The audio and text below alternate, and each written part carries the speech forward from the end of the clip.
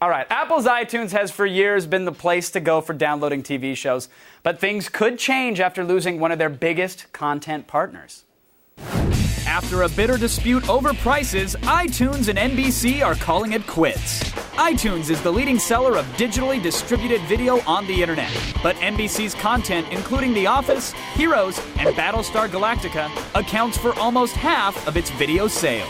NBC says the messy breakup is the result of iTunes underpricing their shows. But Apple claims that NBC's desire to jack up prices up to $5 per episode would infuriate customers.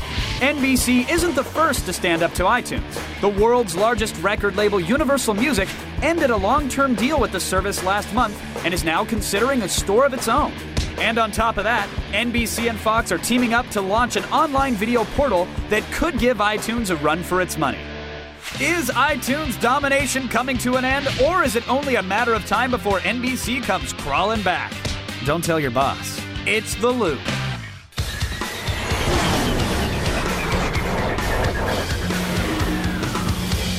All right, my guest tonight from Los Angeles, TV editor for Variety, Michael Schneider is here, and from New York, contributing writer for TV Week, Daisy Whitney joins us as well. Welcome to The Loop, everybody. What up? Michael, let's start with you, sir. NBC, really, what's going on? Why didn't they renew the contracts with Apple? Well, basically, first off, they announced that, December is the last time that they'll actually make their shows available. And already, because of the negotiation between how much Apple should charge and what NBC wants, Apple wasn't going to actually put any of NBC's new shows on iTunes. So already there's been sort of a battle between the two brewing. And ultimately, they just couldn't come to terms on pricing, on a lot of other issues. Daisy, do you really think NBC wants to charge $5 a show, or is Apple, for some reason, just claiming that?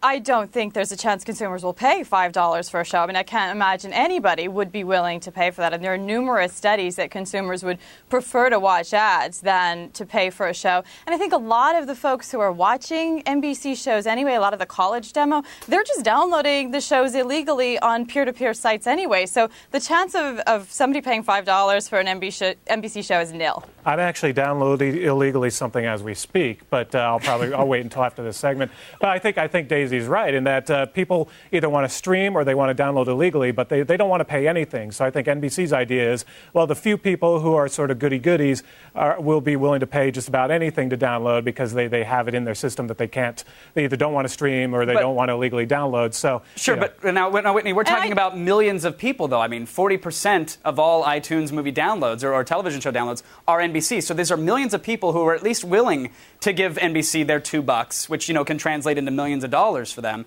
I mean, aren't they now fleecing the same people that they were trying to adopt?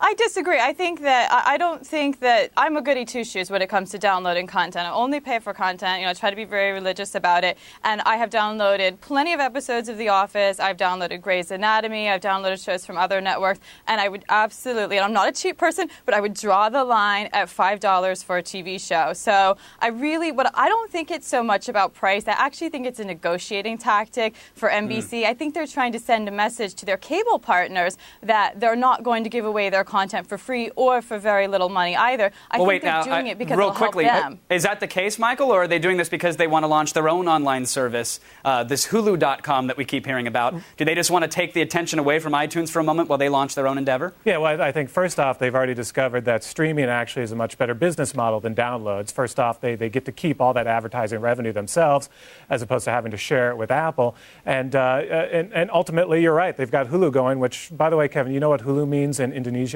I've read the wiki reports. Okay. Okay. We won't go down there. But yeah, they're launching that sometime next year. And I think ultimately they want to be more in control of their own content as opposed to Apple being in control of the distribution of this content. That's freaking out a lot of people, not just the studios and the networks, but also the music industry. Daisy, who do you see this hurting more? Do you see this hurting NBC, Apple, or do you see this actually helping out the other networks like the Foxes and the ABCs of the world? I think it's going to hurt NBC more, and there's a couple reasons why. NBC's ratings aren't very strong right now, so I don't think NBC, from a branding perspective, is in a very good position to be, frankly, throwing its weight around. And my other concern regarding NBC is that iTunes is a very high-quality user experience. I mean, it's easy to use, everyone knows how to do it, and NBC has had trouble on its own website with streaming video. Just last week, NBC launched the Conan O'Brien Show on its website, first late-night show to stream online. They put it on the next morning. I tried watching it on Friday, and there was stopping and stuttering literally every 5 seconds. It was like 1997 web video. So I would be very cautious about NBC's ability to pull off a terrific user experience on Hulu. Right. Just like iTunes is a good user experience. By the way, that's like when I try to download this show, then I realize it's just Kevin. Yeah, there's no stuttering at all. I'm sorry. It's in my genes. All right, Michael, we'll give you the final word then, and you better deliver this cleanly. Other content providers, are they going to jump ship, or is NBC the lone wolf in this? No, I think we're going to see more sort of strong-arming from other people. Apple's going to have to deal with this kind of stuff in the coming months. And it's all right. So it's there you go. Apple. I was clean. Yeah, that was actually really clean. Daisy, I'll give you time. We have time. So what do you think? Is NBC alone on this one? I think that I think they're probably alone from a TV's perspective, but if anybody is going to join them, my bet would be on Fox, because Fox is one of the partners in the Hulu joint venture. So I think they're the other network that you might see playing hardball as well. All right, I want to thanks to my guests Mike and Daisy for keeping us all in the loop. Appreciate your time, folks. Attack of the Show, weeknights at 7, only on G4.